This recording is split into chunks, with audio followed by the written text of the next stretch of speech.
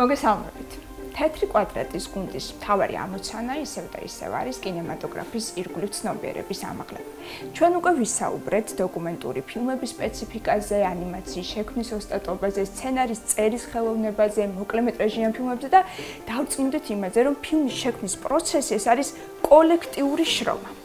დღეს ვისაუბრებთ იმ ადამიანებზე, რომლებიც ფილმის ატმოსფეროს, გარემოს ქმნიან თითოეული დეტალი, რომელიც ჩანს კადრში მათი პასუხისმგებლობის ქვეშ არის. ჩვენ ახლა ვიმყოფებით დედაქალაქში და ზოგადად მთელი აპრილის განმავლობაში ჩვენი გადაცემის მთავარი ლოკაცია იქნება თბილისი. ჩვენი მასპინძელი არის დღეს მხატვარი გოგი მიქელაძე, ადამიანი, რომელმაც არაერთ ქართულ ფილმში დააგონა ვიზუალური სტილი. მოგესალმებით. მოგესალმებით. გოგი, დიდი მადლობა რომ ხართ ჩვენი მასპინძელი.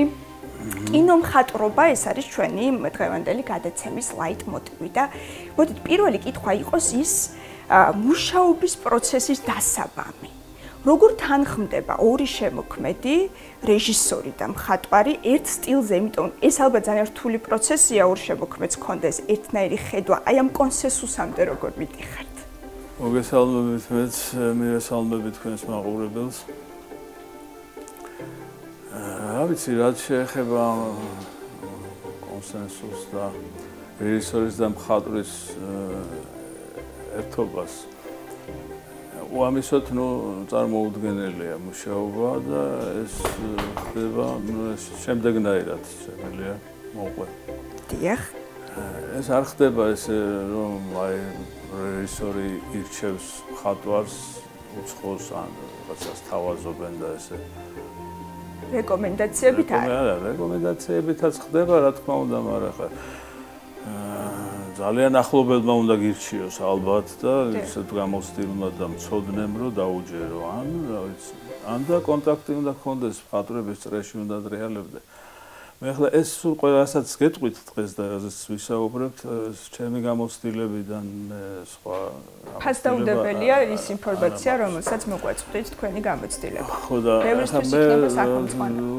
სტუდენტებთან მაქვს ურთიერთობა და სულ ამაზე ვლაპარაკობ, რომ იყავით იმ წრეში, სადაც გაიცნობთ მხატვრებს, მუსიკოსებს, ხელოვნანთა წრეში რო ხარ, იქ იცნობ მხატვრებს გაიცნობ და გინდა ამ სფეროში მუშაობა, აუცილებლად კონტაქტი უნდა გქონდეს ხალხთან და განსაკუთრებით მხატვრებთან, იმიტომ რომ მხატვრობა ძალიან ახლო კავშირშია კინემატოგრაფთან და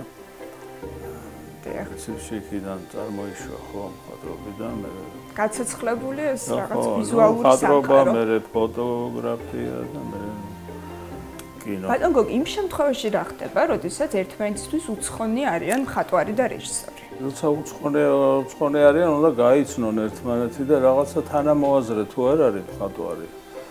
ანდა პირიქით, ხო? არ შედგება ეს კონტაქტი და არა, შედგება, შეიძლება, მაგრამ შედეგს არ გამოიღებს ისეთ სასურველს, ან სასურველს. შედეგი რომ მიიღონ. საინტერესოა, რისი დათმობა უწევს მხატვარს. იგივე თქვენ არაერთხელ გისაუბრიათ იმაზე, რომ თენგიზ აბულაძის ფილმ მონანიებას მხატვარი იყავით და თქვენი გამოცდილება არაერთხელ გაგიზიარებიათ და ჩვენს მაყურებელს კიდევ ერთხელ გავუზიაროთ. აი მონანიების შემთხვევაში, როგორ იყო თანხwebdriver თქვენი და ბატონი თენგიზის ხედვების და რისი დათმობა მოგიწიათ? ალბათ ხდება ხოლმე ეს რამ, რომ აი თქვენ ასე ხედავთ კონკრეტულად ამ გარემოს ანტურაჟს, თუმცა რეჟისორს სურს დირექტივების მოცემა, იქ რაღაცა შესწორებების შეტანა და ამ დროს ალბათ მხატვარი თმობს, ხო? კი, რა თქმა უნდა. არა, ყველა ვარიანტში არ თმობს, თუ მხატვარი მართალია და გონია რომ მართალია და დარწმუნებულია რომ მართალია, უნდა დაუმტკიცო რეჟისორს, ესე კი არა რომ გამათო და უნდა დაუმტკიცო რაღაცით და დაინახავს. კარგი რეჟისორი ყოველთვის და თენგიზ ჰქონდა ეს თვისება, რომ კარგ მხატვარს აფასებდა. მარტო მხატვარს არა, ყველას აფასებდა, ყველას აზრს ეკითხებოდა. ეს უნიკალური თვისება ჰქონდა ბატონ თენგიზს. ვერც არ აქვს ეს თვისება, ხო, რეჟისორია და თვითონ წყვეტს, ყველა რეჟისორი თვითონ წყვეტს ყველაფერს. ესეც უნდა იყოს, მაგრამ აზრის მოსმენა, რაღაცა რჩევა და ის მე თვითონ გადაწყვეტს, შენ ურჩიე და ამიტომ ბატონ თენგისთან მქონდა ესეთი ურთიერთობა, რომ ის სრულიად მენდო, მაგრამ ცოტა დრო დამჭირდა მე რომ დამემტკიცებინა.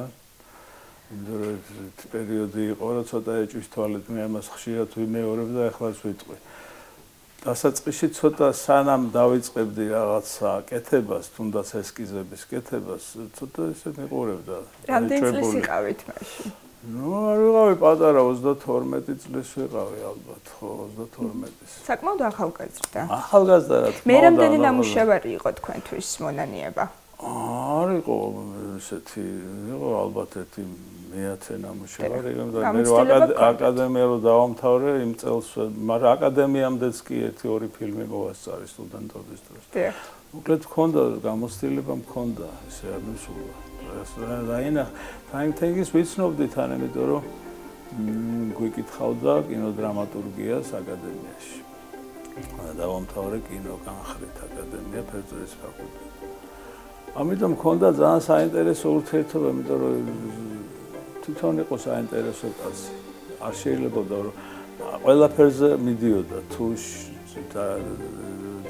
დაიჯერებდა შენსას, ხო? ყველა შეთავაზე პოზზე მოდიოდა, ესე რომ კამათი და რაღაცა, ესეთი რამე არ ქონია, უბრალოდ იმიტომ კი არა ყველაფერზე ვეთანხმებოდი. იმდენად საინტერესო იყო, რომ ზოგჯერ ის მეთანხმებოდა, მე სულ ვეთანხმებოდი, რა თქმა უნდა. ხო და რაღაცა კარგი ურთიერთობა ჩამოგვიყვანა. ეს ხოთშერის მონანიება ძალიან სიმბოლურია ჩვენი გადაცემისთვის, იმიტომ რომ რამდენ თემასაც არ შევეხეთ, ხშირ შემთხვევაში ვახსენებთ მონანიებას, იმიტომ იმდენად მრავალშრიანი ფილმია, რომ აი ყველა თემასთან აქვს კვეთა.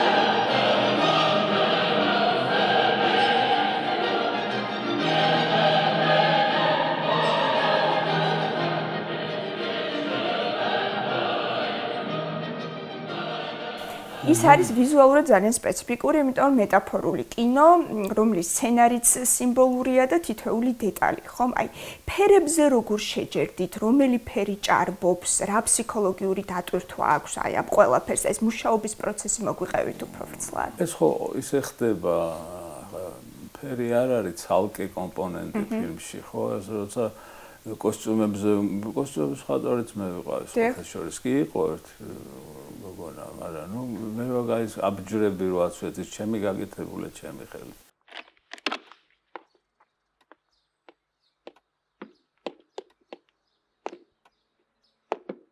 ახლა მშვიდობა.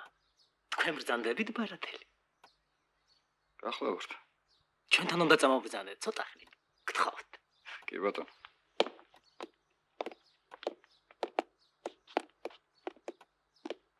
იდეა რა თქმა უნდა თენგიზისგან მოდიოდა იდეა, იმიტომ რომ ეს ჩაფიქრებული იყო თავიდან სულ სხვანაირად, ეს დოკუმენტური კადრი უნდა ყოფილიყო თვითონ ეს დრო, ყველაფერი უნდა ყოფილიყო აუთენტური, აუთენტური.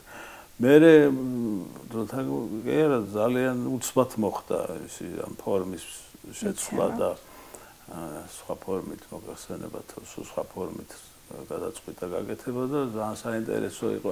აი მაგან უფრო გამათავისუფლა რა, იმიტომ რომ როცა არა ხარ შებოჭილი, ხო, უბრალოდ ფერებიც იქიდან მოდიოდა ახლა. ჩვენ ხელმძღვანელობდით იქ თუ შეამჩნევთ და ბევრმა შეამჩნია, იქ არის ბოსხის ნახატები გაცოცხლებული. ბრეიგელის რაღაც და ახლა ის ფერები და ეს თავისთავად იქიდან მოდის ახლა იქ ხო ცალკე ხო არ არის ფერი და თან მერე ოპერატორიც ხო ერევა ამ საქმეში ოპერატორიც კი არა ოპერატორმაც ეს ტანდემიანი ოპერატორი, მხატვარი და რეჟისორი. ოპერატორის გარეშე ეს არ ხდება. აი ახლა ბრეიგელი ახსენეთ, რომელიც ალბათ იყო ფერების კუთხით თქვენთვის სახელმძღვანელო, ხო? იმიტომ რომ ეს ბრეიგელი ზოგადად სიმბოლური მხატვრობა და მონანიება ძალიან გავშინაარსითაც. აი ეს კვლევის პროცესი როგორი გაქვთ ხოლმე? რით იღებთ ინსპირაციას, როცა მუშაობთ? არ ვიცი, იცნობით სხვადასხვა მასალას და აი ეს არის თქვენთვის შთაგონება, თუ როგორ მოდის ეს ფერები და დეკორაციები თქვენს გონებაში? პირველ რიგში უნდა მხატვარმა გაიგოს რა უნდა რეჟისორს.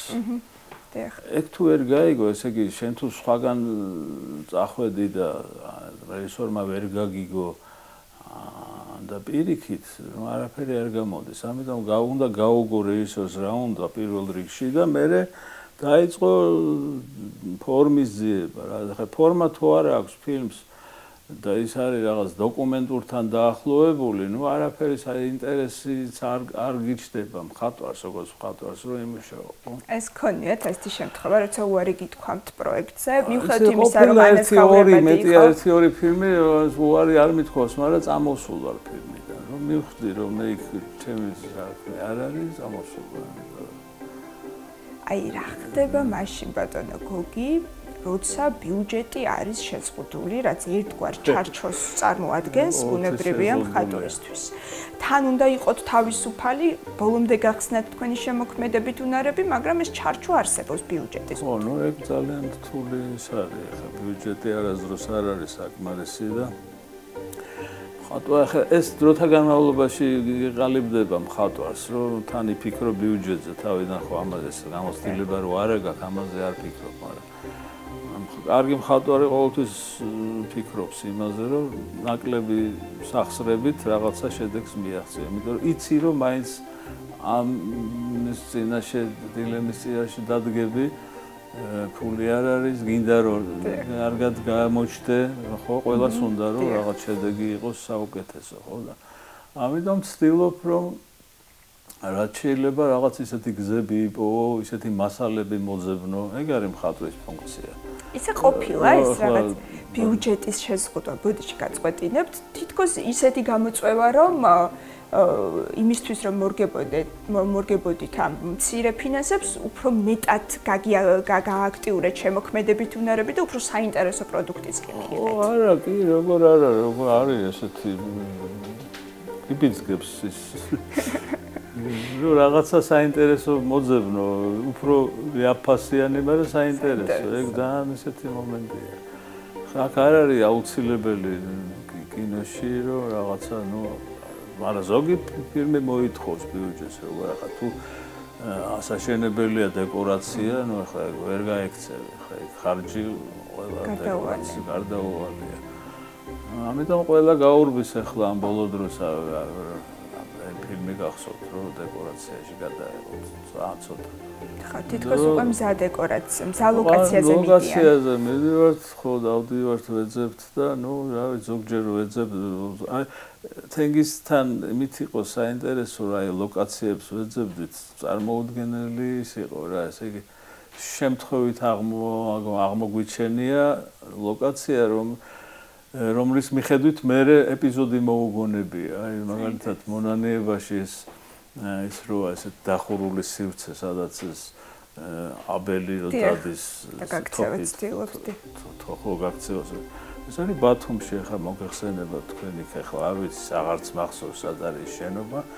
იყო რაღაც მიტოვებული შენობა, ძველი რეზერვუარი მგონი და ესე ჩაუარეთ მანქანით და ის გარედან დავინახეთ, მოგვეწონა, შევძვერით, ძლივს შევაღწიეთ იქ და ნუ იქ დაიბადა აი ეს აზრი და იქ გადაიღო აი ეს სცენა, ესე იგი სულ ძალიან საინტერესო რამ გითხარით ახლა. ხო, აი ეს ბევრი ლოკაცია ესე მოძებნები იქ. და ბევრი ბათუმში, სხვათა შორის ბევრია ბათუმში გადაღებული, რომელიც სამწუხაროდ მე არ შევიდა ფილმში, იმიტომ რომ ოპერატორი შეიცვალა და მან თქვა რომ მე სხვა სტილით ვიღებო და ის გადაღებული თავიდან გადავიღეთ უკვე თბილისში. მაგრამ ბათუმის კადრებიც ბევრია დარჩენილი. ესე იგი ზოგჯერ ლოკაცია კარნახობს რეჟისორს შინაარსს. კი, არის, ეს უნდა იცოდე რა, რომ ესე იგი ლოკაცია ძალიან მნიშვნელოვანი რამეა. ხა ვერასდროს ვერ მოძებნი იმას, რაც აი თქვათ მხატვარმა დაგიხატა, ხო? ნუ დაგიხატა და მოგწონს და ლამაზია, მაგრამ ნუ ეძება და იყავი, ხო? ზოგ შემთხვევაში, ნუ როგორც ინსპირაცია ესე მუშაობს ეს ესკიზი ზოგჯერ არ მუშაობს, მაგრამ ინსპირაცია მუშაობს, რა თქმა უნდა, მაინც იცი რას ეძებ. მაგაში გეხმარება ესკიზი. გამოცდილება გაქვთ უკვე წლების განმავლობაში, გარდა მისა, რომ კინომხატვარი ხართ, თეატრის მხატვარის ბრძანებით, აი რა განსხვავებაა ამ ორ სპეციფიკას შორის? ხო, დიდი განსხვავებაა. ძალიან დიდი განსხვავებაა, იმიტომ რომ ეს პირობითობა, რაც თეატრს გააჩნია და ეს თეატრალურია და ესეც უნდა იყოს. თუმცა ახლა არის ტენდენცია, რომ თეატრშიც რაღაც ნატურალიზმი შევიდა. ხო, რომელიც რა ვიცი, ცოტა ვერ მივიღე მერტივე სპექტაკლი ვნახე უცხოეთში და თითქოს საინტერესოა, მაგრამ თეატრი არ არის. ანუ რაღაცა გროტესკი უფრო უხდება. ხო, თეატრს უხდება, თეატრალურობა, რაღაც გროტესკიც უხდება და ფარსი და რა ვიცი, ყველაფერი ისეთი და პირობითობა ხო ძალიან კარგია, იმიტომ რომ თეატრი თავისუფალია მაგით. და დეკორაციებშიც მხატვარიც თავისუფალია. ძალიან საინტერესოა მხატვრისთვის თეატრი. უფრო ჩანს მხატვარი თეატრში ვიდრე კინოში. იმიტომ რომ ესე ბევრმა არ იცის კინოში მხატვარი რას აკეთებს და თეატრში რო სცენარო გაიხსნება პირდაპირ მხატვარს ხედავ პირველ რიგში. თალსახად, აი გულით კენიათ, როცა ფილმში შემთხვევაში მიმახსოვრებენ, ვინ იყო რეჟისორი, ვინ შეასრულა მთავარი როლი, სცენარზე ვსაუბრობდით გასულ გადაცემაში, სადაც სცენარისტმა თქვა, რომ მე თავიდანვე ვიცი, რომ მიუხედავად იმისა, რომ ისტორია შეიძლება მე მოვიფიქრო, სული მე შთავაგონო, თითო ფრაზა იყოს ჩემი გონების ნაყოფი, ვიცი რომ მაყურებელს ჩემი სახელი და გვარი არ ეცოდინება. ეს მსგავსი გულისკენა გქონია. ხო, გულისკენა, შეეულები ვართ მხატვრები, იმიტომ რომ ნუ ესია ახლა. ეს უნდა მართლა უნდა როგორც მოხსენულობა უნდა მიიღო, იმიტომ რომ ვინც დაინახავს და ახლა ყველა ხო ვერ დაინახავს. აი თქვენ სასწავლებელი ახსენეთ და ასეთი ფრაზა თქვით, რომ კონკრეტულად კინო მხატვრობა მიმართულებით სწავლობდით. ახლა როგორ არის ესე კონკრეტულად კინო მხატვრობა, თეატრის მხატვრობა თუ ზოგადად მხატვრობაში შეისწავლიან ყველაფერი? ხო, არის მე მგონი კიდე არის. მეც ვასწავლე აკადემიაში, თეატრი წერილი კი ვიყავი მგონი. ხო და ის მე არ ვიცი, მე მგონი არის კიდე. მხატვრობა როგორც განყოფილება თეატრიც და კინო, ცალ-ცალკეა თეატრი, კინო. თანამედროვე გამოწვევებზე რა სიტყვებით, ახლა თეატრის მიმართულებით ახსენეთ თქვენი დამოკიდებულება. იგივე კინოს შემთხვევაში ციფრული სამყარო უფრო და უფრო აქტიურდება, ხელოვნური ინტელექტი ხატავს ესკიზებს. ეს გამოწვევაა თქვენი აზრით თუ პირიქით ხელშეწყობა? როგორ გამოვიყენებ ამ ხელოვნურ ინტელექტს, ახლა მე ძალიან შორს ვარ ამ რაღაცა მეშინიასავით კიდეც, მაგრამ თავარია ხელოვნებას არ მოშორდეს კინო რა, უკვე შორდება და კაი ხანი არ მოშორდა ცოტა. აი რას გულისხმობთ განგვიმარტეთ ეს? ნუ აი კინო დაკარგა ეს კომერციალიზაცია მოხდა. კომერცია შემოიჭრა კი ბატონო. შემოიჭრა დიდი დოზით. დიდი დოზით. ამიტომ კინომ დაკარგა ის რაღაცა რაც მე მიყვარდა კინოში. თვითმყოფადობას გულისხმობთ. თვითმყოფადობა, ნუ რა ხელოვნები ყველა კარგი ფილმი იყო, ნუ ნამუშევარი ხელოვნების ნიმუში, ხო?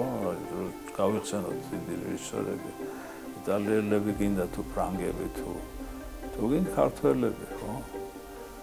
რაღაც ნუ კარგი ფილმები, ესე იგი არ იყო ხო ეს კომერცია ზენაპლანზე და ეხლა ნუ თავგადასავლო, ეხლა რატოა რომ მაყურებელს მოწონს კომედია, რომ გაიცინოს. ნაკლებად უნდა ისეთი ფილმები, რომელიც დაგაფიქრებს, თქვათ, მე ესეთი ფილმები უფრო მომწონს და რაღაცა რომ გატკენს ან რაღაცა შეგძრავს რა.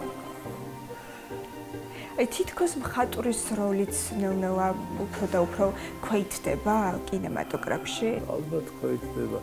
ახლა უცხოეთში როგორც ვიცი, მხატვარს არც მხატვარ დიზაინერს ეძახიან და იმას ქირაობენ ესე რაღაცჯერადად რომ რაღაცა აშენე ესეთი პროფესიის ხალხი ჩვენთანაც არის დეკორატორები არიან მშვენიერი ხო მოიყვან და ეტყვი რომ ეს მინდა და აგიშენებენ რაღაც გაგიკეთებენ მაგრამ აი ჩართულობა როგორც აი ფილმი თავიდან ბოლომდე რომ მხატვარი გვერდზე გიდგას და რაღაცა ყველგან თუნდაც კამერასთან შენთან გვერდზეა რეჟისორის გვერდზეა ეს მეგონი უკვე იშვიათობა გახდა აი თანამედროვე მხატვრებზე რა სიტყვით? განვითარება, გამარტივებულია ეს ხატვის მეთოდებიც, ადრე თუ რაღაცა საღებავები შეიძლება იყო, არ იყო მარტივად ხელმისაწვდომი, ახლა ყველაფერი ხელმისაწვდომია. ეს უფრო გამარტივება და ხელმისაწვდომობა პირიქით რაღაც ხიბლს ძენს თუ ხიბლს აკარგვინებს თქვენი აზრით თანამედროვე მხატვრობას? გააჩნია როგორ გამოიყენებ ამ თანამედროვე ტექნოლოგიებს, აფერებს, უამრავი ადეკვატ რამდენი მასალები თუნდაც. გააჩნია შეიძლება მასალა არ არის გადამწყვეტი. რაცა ფიროსმანის ნახატები რო ნახოთ, როდის იყო და თან ამბობენ რომ უჭირდაო, არაფერიც არ უჭირდა. მე მგონი შვენივი კარგ ფერებს ხმარობდნენ და დღემდე რო ნახო ფიროსმანის ნახატები ძალიან კარგად არის შენახული. ხედავ თვითონაც კი რაღაცა ტექნოლოგიებში ერკვევოდა და რაღაც ფერებს ამზადებდა თვითონაც. ხო, ნუ ეს ფიროსმანი ვერა. ეხლა დღეს გააჩნია როგორ გამოიყენებ. არ არის გადამწყვეტი მოკლედ მასალა. თქვენი აზრით მხატვრობა ისწავლება? მისწავლება რა დონეზე იცით რომ აი ხატვას ისწავლი და რაღაცას დახატავ აი შეიძლება პორტრეტის დახატო და აი როგორ გავს თქვა მაგრამ ის ხატრობა სხვა რამეა ხატრობას ვერ ისწავლე შინაგან ხატრობა არის როცა არ შეგიძლია რომ არ დახატო აი მაშინ ხარ ხატვარი აი რომ სხვანაირად ვერ ცხოვრობ უნდა დახატო ეს მოთხოვნილება გიჩნდება ახლა ახლა ჩემ თავზე არ მინდა ვილაპარაკო, მაგრამ ვიცი ესეთი ხალხი, ვინც ესე მუშაობს. და ვინც არ ხატავს და მეზარებას იძახის, ნუ ეს ხატვარი იყო, შეიძლება იყოს და დაგარგა ეს რაღაცა. რა სიტყვით ზოგადად მაყურებელზე? მაყურებელშიც უნდა იყოს თუ არა უფრო მაღალი ცნობიერება, მოდით საქართველოს მასშტაბით ვისაუბროთ, მაღალი ცნობიერება იმისთვის, რომ განარჩიოს ერთმანეთისგან ფასეული მხატვრობა და ეგრეთ წოდებული კიტჩი. თუნდაც ხო, აი კიტჩს რასაც ვეძახით, თითქოს სულ გამოცლილი მხატვრობა, რომელიც ვიზუალურად მომწვავი იყოს, მაგრამ აკლია რაღაცა ის თავარი, რაზეც თქვენ საუბრობთ. საზოგადოებაზე ლაპარაკობთ ახლა. მთლიანად საზოგადოება ვერასდროს ვერ ხდება ისეთი როგორც ჩვენ გვინდა, ხო? იქნება გარკვეული წრე, რომელსაც არ აინტერესებს ეს ფილმები. იმის არასდროს არ იკითხავს ხატვარი ვინ იყო, არ უნდა არ ჭირდება, მაგრამ არის ფენა, ვისაც ეს ჭირდება და აინტერესებს და ამიტომ არ ვიცი ახლა ალბათ ცოტა ინტერესი დაკარგა.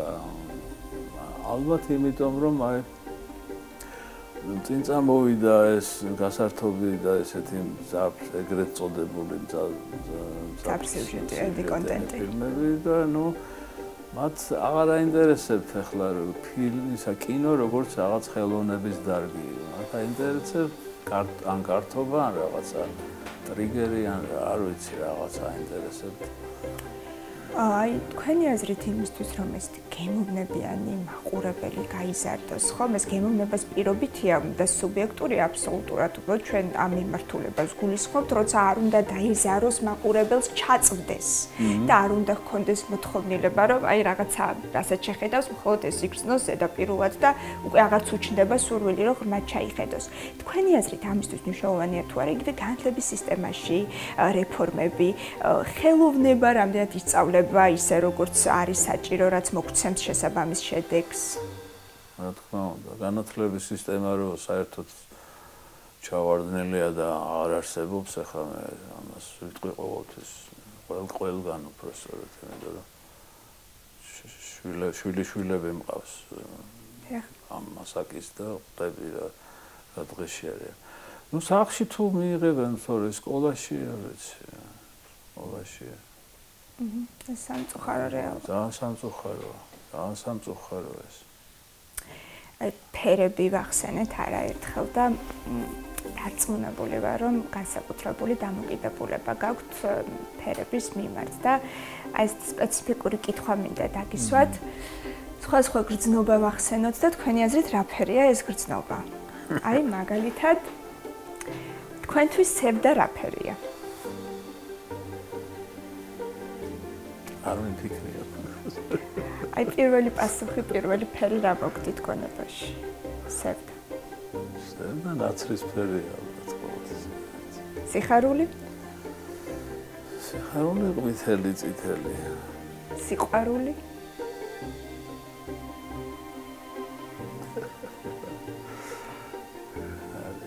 წითელი ალბათ. წითელი. კარგი პასუხია. და ბოლოს აუცილებლად უნდა გკითხოთ, რა რჩევას მისცემთ თქვენს ახალგაზრდა კოლეგებს? რა გამოწვევებს შეეჩეხებიან ისინი, რაც გარდაუვალია და როგორ უნდა გაუმკლავდნენ აი ამ მთელ დაბრკოლებებს? პირველ რიგში რჩევის სახით ახლა თუ არ ვიცი, ახლა კიდე ისწავლება ის კინომხატვრობა როგორც ჩვენ დროს იყო, ადაწყვიტონ, უნდათ თუ არა კინოში მუშაობ, თუ უნდათ, მაშინ სერიოზულად უნდა დაფიქრდნენ და სერიოზული არ ვიცი ახლა როგორ მოხდებიან კინოში, მაგრამ თუ მოხდნენ კარგ რეჟისორებთან, ბევრს ისწავლიან. ისე ვერაფერს ვერ ისწავლიან. კი ბატონო, ამას ვუსურვებთ. ყველა ახალგაზრდა მხატვარს უღმესი მადლობა ბატონო გოგი, რომ იყავით ჩვენი მასპინძელი და გაგვიზიარეთ ძალიან მნიშვნელოვანი ისტორიები. ფაქტობრივად მონანიების შექმნის კულისებში შევიხედეთ ბატონ გოგისთან ერთად. ძალიან დიდი მადლობა. გემშტობებით.